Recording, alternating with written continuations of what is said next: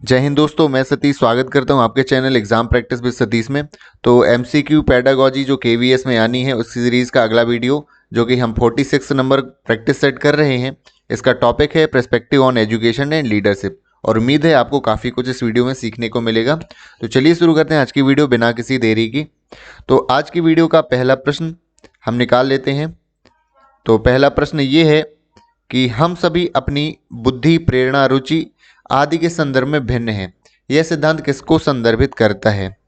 We all are we all differ in terms of intelligence, motivation, interest and the principle of refers. आपने पढ़ा होगा कि हम एक दूसरे से यदि भिन्न हैं तो यह सिद्धांत हमारा बताता है इंडिविजुअल डिफरेंस का, जो कि व्यक्तिगत भिन्नता का सिद्धांत है। तो इसलिए ऑप्शन नंबर 4 इस क्वेश्चन का क्या है, करेक्ट हो जाता है।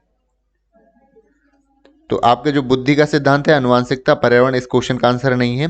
तो ये इस क्वेश्चन का सही आंसर है व्यक्तिगत भिन्नता का सिद्धांत। बढ़ते हैं अगले प्रश्न की ओर। तो अगला प्रश्न है, आपको ध्यान से पढ़ना है। बाल्यावस्था के अंतिम चरण 8 से 12 वर्ष में बच्चे आमतौर पर क्या करते हैं? जबकि ये कौन सी एज है? ये आपकी उत्तर बाल्यावस्था या पोस्ट चाइल्डहुड एज है। What do children in the late childhood stage 8 years to 12 years usually do? तो 8 से 12 वर्ष की उम्र में बच्चे क्या करते हैं? आत्म स्वतंत्रता की भावना विकसित करते हैं और यह समझना शुरू करते हैं कि भौतिक विश्व कैसे कार्य करता है। दूसरा ऑप्शन है, पहला ऑप्शन देख लेते हैं, सेल्फ इंडिपेंडेंस सीखते हैं and being to understand how the physical world works. Second आपका क्वेश्चन है, ऑप्शन है कि छोटे बच्चों की तुलना काफ़ी मानसिक शारीरिक परिपक्वता का प्रदर्शन करते हैं। Exhibit considerable mental and physical maturity in comparison to the younger than. अनुशासन की भावना और विद्यालय के प्रति काम जिम्मेदारी की भावना प्राप्त करते हैं और विश्व के बारे में बहुत सारी जानकारी को अपनी इंद्रियों के साथ क्या करते हैं, व्यवस्थित करते हैं। तो ये आपके 4 क्वेश्चन थे। इसका जो सही आंसर है वो है कि जब ये पोस्ट चाइल्डहुड स्टेज में आते हैं बच्चे, तो उसमें क्या करते हैं, अनुशासन की भावना और विद्यालय के काम के प्रति जिम्मेदारी की भावना प्राप्त करते हैं। ये जब 8 से जो 12 वर्ष की एज होती है, इनमें जिम्मेदारी का जो गुण है, क्वालिटी है, वो डेवलप होना शुरू हो जाती है। इसलिए ऑप्शन नंबर 3 इस क्वेश्चन का करेक्ट आंसर हो जाता है। बढ़ते हैं अगले प्रश्न की ओर। अगला प्रश्न है कि संवेगात्मक विकास को प्रभावित करने वाले कारक क्या हैं? Factors influencing the emotional development are. तो आपके 4 ऑप्शन है आपके कि जो आप देख लीजिए, क्वेश्चन ये था संवेगात्मक विकास का। तो शारीरिक स्वास्थ्य प्रभावित करता है, मानसिक क्षमताएं, थकान या उपरोक्त सभी, physical health, mental ability, fatigue and all of the above. तो इस क्वेश्चन का सही आंसर हो जाएगा ऑल ऑफ द अबव। आपको समझ में उम्मीद है आ गया होगा कि ये तीनों जो फैक्टर हैं आपके संवेगात्मक विकास को प्रभावित करते हैं बच्चे के। बढ़ते हैं अगले प्रश्न की ओर। किशोरों में निम्नलिखित में से कौन सा एक लक्षण जो उनकी निर्णय लेने की क्षमता में बाधक डालता है? आपको बताना है कि कौन सा एक लक्षण है जो adolescents that hinders their decisions making ability. Option है आपके आत्मचिंता, आदर्शवाद, आलोचना या अमूर्त चिंतन। तो किशोरों में कौन सा एक लक्षण है जो निर्णय लेने की क्षमता में क्या करता है, बाधा डालता है? आपको ये बता। तो इस प्रश्न का सही आंसर है आपका अमूर्त चिंतन। तो एब्स्ट्रैक्ट थिंकिंग क्या करती है, बाधा डालती है। कैसे? आमतौर पर यह माना जाता है कि आपकी जो किशोरावस्था रहती है, किशोरावस्था में बच्चे क्या करते हैं, किशोरावस्था में ये अमूर्त चिंतन लेना आपका स्टार्ट होता है, लेकिन उसमें वो परिपक्व नहीं होते हैं। तो कई बार क्या होता है, जब वो अमूर्त चिंतन करते हैं, अमूर्त चिंतन का क्या मतलब होता है, ऐसी चीज़ों के बारे में सोचना जो सामने नहीं है, अपने फ्यूचरिस्टिक के बारे में सोचना, है ना, जो सामने नहीं है, आपके अध्यात्म के बारे में सोचना। तो ये क्या है, उनकी निर्णय लेने की क्षमता में बाधा डालता है। इस प्रश्न का सही उत्तर हो जाता है। बढ़ते हैं अगले प्रश्न की ओर। कौन सा मानव विकास की विशेषता नहीं है? Which of the following does not characterize human development. तो मानव विकास एक क्रमबद्ध क्रम में आगे बढ़ता है, proceed in a orderly sequence. तो ये आपका सही है। ऑप्शन प्रश्न क्या है कि विशेषता नहीं है। मानव विकास में शारीरिक, संज्ञानात्मक, भाषा, व्यक्तिगत और सामाजिक विकास शामिल है। Human development include physical, cognitive, language, personal and social development. अगला प्रश्न है, मानव विकास सभी व्यक्तियों के लिए समान दर से होता है। तो ये आपका गलत हो जाता है, इसलिए ऑप्शन नंबर 3 है, करेक्ट हो जाता है। आपको पता है मानव विकास सभी व्यक्तियों के लिए अलग अलग क्या होता है, रेट में वो डेवलप होता है, विकास अलग अलग गति से होता है हर एक व्यक्ति में, और ये धीरे धीरे आमतौर पर लंबी अवधि में होता है, ये ठीक है। प्रश्न था कि कौन सी विशेषता नहीं है, तो ऑप्शन नंबर 3 जो है इस क्वेश्चन की, प्रश्न की जो विकास की विशेषता नहीं है। बढ़ते हैं अगले प्रश्न की ओर। निम्नलिखित में से कौन सा पहलू भौतिक आयामों पर अधिक ध्यान केंद्रित करता है?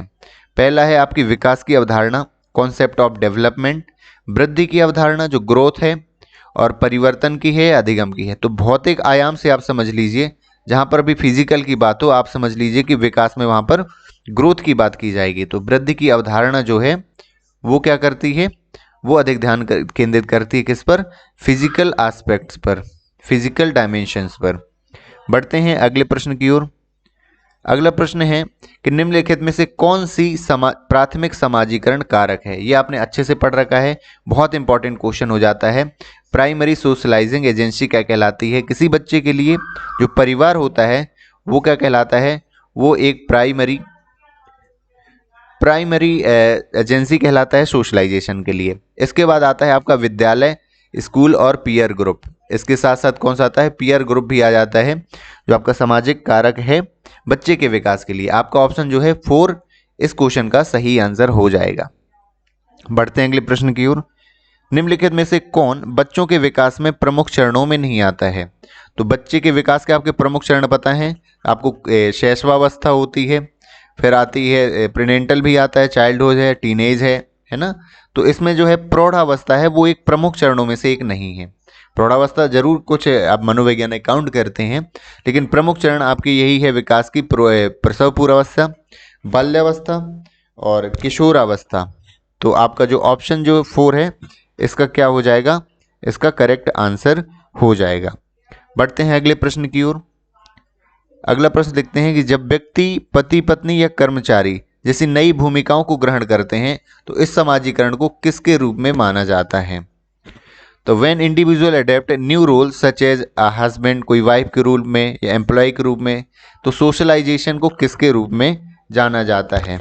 तो ये लैंगिक समाजीकरण है, जेंडर सोशलाइजेशन है, एंटीसिपेटरी है, प्रत्याशित है, या वयस्क है? तो इसका सही आंसर है आपका एडल्ट सोशलाइजेशन, क्योंकि जब एडल्ट होते हैं तब ये किसी न किसी रूप को धारण करते हैं।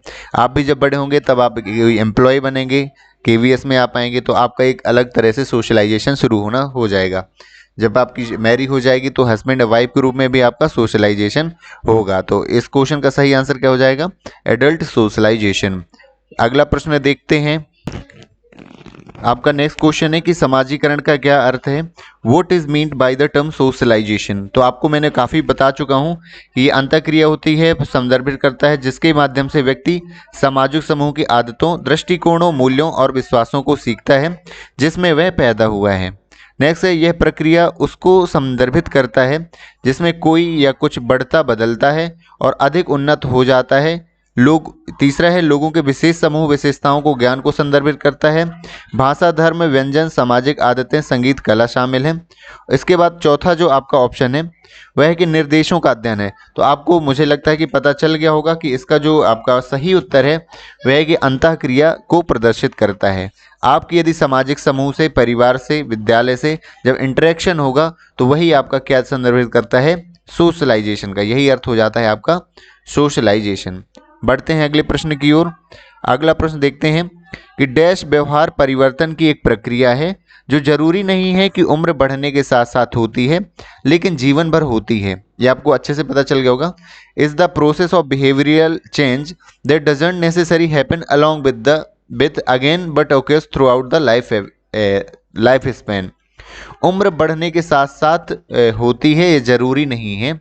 तो इसका जो सही उत्तर है आपका ये है परिपक्वता, कि मैच्योरिटी जो है वो क्या है कि जीवन भर होती है, लेकिन जरूरी नहीं कि उम्र बढ़ने के साथ साथ होगी ही। कई बार मैच्योरिटी का जब लेवल आ जाएगा तो उसके बाद ये नहीं होती है। आगे देखते हैं अगले प्रश्न की ओर। अगला क्वेश्चन हम देखते हैं कि समाजीकरण औपचारिक रूप से और अनौपचारिक रूप से होने का क्या अर्थ है? What does it means to socialization formally and informally? तो समाजीकरण मानव व्यवहार को नियंत्रित करने में मदद करता है। Helps to control human behaviour, एक व्यक्ति अपनी उत्तेजना को नियंत्रित करता है। समाजीकरण एक जीवन पर्यंत प्रक्रिया है। समाजीकरण स्कूलों और परिवारों में प्रत्यक्ष निर्देश के माध्यम से होता है। तो बिल्कुल यही इसका करेक्ट आंसर है कि औपचारिक और अनौपचारिक रूप से होने का ये अर्थ है कि समाजीकरण स्कूल में होता है और परिवार में होता है, प्रत्यक्ष निर्देशों के माध्यम से होता है। तो आपका ऑप्शन नंबर 4 इस क्वेश्चन का सही आंसर हो जाता है। बढ़ते हैं अगले प्रश्न की ओर कि संज्ञानात्मक विकास से क्या तात्पर्य है। अगला प्रश्न ये था, संज्ञानात्मक विकास से क्या तात्पर्य है। कॉग्निटिव डेवलपमेंट मीन्स ग्रहण की गई संवेदी सूचनाओं का रूपांतरण होता है। संज्ञानात्मक विकास ग्रहण की गई सूचनाओं का विस्तारण होता है। Receive information, elaboration of received information, सूचनाओं का संग्रहण एवं पुनः प्रस्तुतिकरण, स्टोरेज एंड रिकवरी एंड उपरोक्त सभी। तो इसका जो ऑल ऑफ द अबव इस क्वेश्चन का सटीक आंसर हो जाएगा। अगला प्रश्न हम देखते हैं कि बालक के विकास के संदर्भ में विकास के सभी सिद्धांत हैं किस तरह। ये आपको एकदम सटीक आपको पता होगा, इसका उत्तर बहुत इंपॉर्टेंट है। ये परस्पर संबंधित जो होते हैं बालक के विकास के संदर्भ में विकास के सिद्धांत जो हैं इंटर रिलेटेड होते हैं टू ईच अदर। इसलिए ये क्या हो जाएगा, इसका पहला आंसर हो जाएगा। बढ़ते हैं हम अगले प्रश्न की ओर।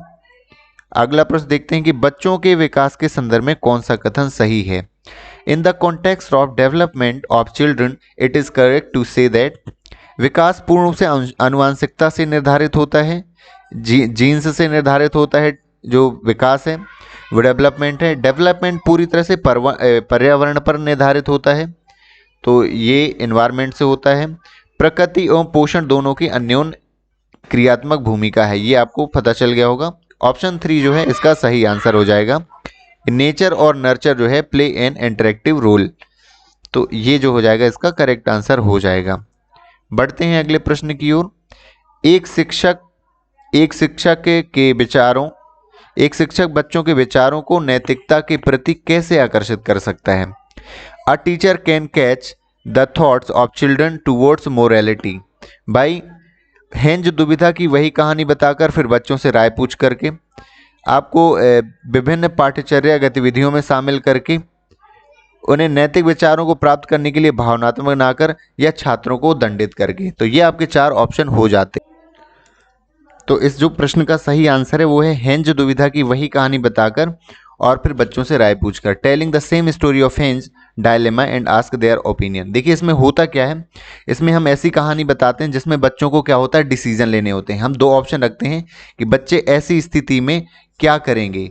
मान लीजिए कि कोई लेफ्ट से, जैसे हम आपको मोरल बता रहे हैं, एक सड़क पर लेफ्ट से चलना चाहिए और राइट से चलना चाहिए, इस तरह की कोई हम स्टोरी बना दें जिसमें लास्ट में कि डिसीजन लेने को कहें, तो ये क्या हो जाएगा, यही है डायलेमा, कि जो नैतिक दुविधा प्रदान करती है, डायलेमा बताती है कि हमें क्या करना चाहिए। उस समय सत्य असत्य हमें ये पहचान करनी होती है। तो ऑप्शन नंबर 1, तभी नैतिक के प्रति हम नैतिकता के प्रति बच्चों को क्या कर सकते हैं, आकर्षित कर सकते हैं। अगला देखिए, विद्यार्थी अर्थपूर्ण और प्रभावशाली ढंग से सीखते हैं अगर शिक्षिका शिक्षण के अधिगम के लिए दृष्टिकोण का उपयोग करती है। तो students learn meaningfully and effectively when teachers uses approach for teaching learning. तो व्यवहारवादी, रचनात्मक, गैर संदर्भित या यांत्रिक, आपको पता चल गया होगा। कंस्ट्रक्टिव जब अप्रोच यूज की जाती है तब बच्चे प्रभावशाली ढंग से सीखते हैं और अर्थपूर्ण तरीके से सीखते हैं। चलिए बढ़ते हैं अगले प्रश्न की ओर। जीन पियाजे के अनुसार शिक्षक के सबसे महत्वपूर्ण गुण क्या होते हैं। तो शिक्षक के लिए इनफ्लेक्सिबिलिटी, तो ये तो नहीं होता है गुण। आधिकारिकता और कठोरता, ये भी नहीं होता है। डोमिनेशन भी नहीं होता, प्रभुत्व नहीं होता, तो ये होता है लचीलापन और गतिशीलता। फ्लेक्सिबिलिटी एंड मोबिलिटी, ये जो शिक्षक के सबसे महत्वपूर्ण गुण होते हैं जीन पियाजे के अनुसार। आपको इसको याद कर लेना है और एग्जाम में यदि आता है तो आपको गलती नहीं करनी है। बढ़ते हैं अगले प्रश्न की ओर। पियाजे के नैतिक विकास के सिद्धांत के अनुसार जब कोई बच्चा किसी नियम को निरपेक्ष रूप में देखता है तो उसे क्या कहा जाता है। अकॉर्डिंग टू पियाजे concept moral development, when a child sees a rule in absolute form it is known as. आपके जो ऑप्शन है वो है कि पहला कि उसे नैतिक तर्क के रूप में देखना चाहिए, moral reasoning, moral dilemma, moral realism, या फिर मोरल कोऑपरेशन। तो जो पियाजे ने इसको बताया कि नैतिक यथार्थवाद। तो इस प्रश्न का सही उत्तर हो जाएगा मोरल रियलिज्म, कि नैतिक विकास के सिद्धांत के अनुसार जब कोई बच्चा नियम को निरपेक्ष रूप में देखता है, नेगेटिव फॉर्म में देखता है, सॉरी एब्सोल्यूट फॉर्म में देखता है, तो उसे क्या कहा जाता है, नैतिक यथार्थवाद कहा जाता है। तो आज की वीडियो का आखिरी प्रश्न जो है देखते हैं, वाइगोत्स्की पद्धति जिसमें शिक्षक और छात्र सीखने में सहयोग करते हैं क्या कहलाती है? Vygotsky method in which teachers and student collaborate in the learning is called, वो क्या कहलाती है? खोज अधिगम कहलाती है, या रेसिप्रोकल कहलाती है, क्रमादेशित प्रोग्राम्ड है, या एक्सपोजिटरी है? तो इसको कहते हैं हम पारस्परिक शिक्षण। इसको कहते हैं हम क्या? रेसिप्रोकल टीचिंग, जो कि वाइगोत्स्की पद्धति है। इसको मैं बता देता हूँ क्या होता है। शिक्षण अधिगम जो टीचिंग लर्निंग जो प्रोसेस है, उसमें धीरे धीरे क्या होता है, जब बच्चे आपस में सहयोग करके सीखते हैं, पारस्परिक शिक्षण करते हैं, तो धीरे धीरे टीचर की क्या हो जाती है, टीचर का रोल उसमें कम होता जाता है। टीचर का रोल ये बचता है कि जब वो कहीं दुविधा में फंसते हैं, कोई इन्हें परेशानी आती है, वहाँ पे टीचर क्या है, फैसिलिटी प्रोवाइड कराता है, फैसिलिटी। इसलिए टीचर को एक नया नाम दिया जाता है, आपको पता है, टीचर को क्लासरूम के लिए फैसिलिटेटर बोलते हैं, फैसिलिटेटर, ठीक है। फैसिलिटेटर बोला जाता है एक शिक्षक को, क्योंकि वह सुविधा प्रदान करता है, लर्निंग एनवायरनमेंट प्रदान करता है बच्चों के लिए। तो उम्मीद है आपको ये वीडियो काफ़ी पसंद आई होगी। यदि हमारी वीडियो लगातार आपको पसंद आ रही हैं तो ज़रूर हमें कमेंट करिए, लाइक करिए वीडियोस को, और चैनल को ज़रूर सब्सक्राइब करिए। इससे एक हमें मोटिवेशन मिलता है लगातार हमें वीडियोस लाने का। तो और ये प्रैक्टिस सेट नंबर 46 था, लगातार हम प्रैक्टिस सेट्स ला रहे हैं। यदि आपने पुराने प्रैक्टिस सेट्स की MCQ की प्रैक्टिस नहीं की हुई है तो आप कर सकते हैं हमारी पुरानी वीडियोस, जो कि मैंने प्लेलिस्ट अलग से बना रखी है। हर एक आपको PDF इसकी आपको मिल जाएगी हमारे टेलीग्राम चैनल पर, जिसकी लिंक आपको इसके डिस्क्रिप्शन में दे दी जाएगी। So thank you so much for watching this video. मिलते हैं अगले वीडियो में।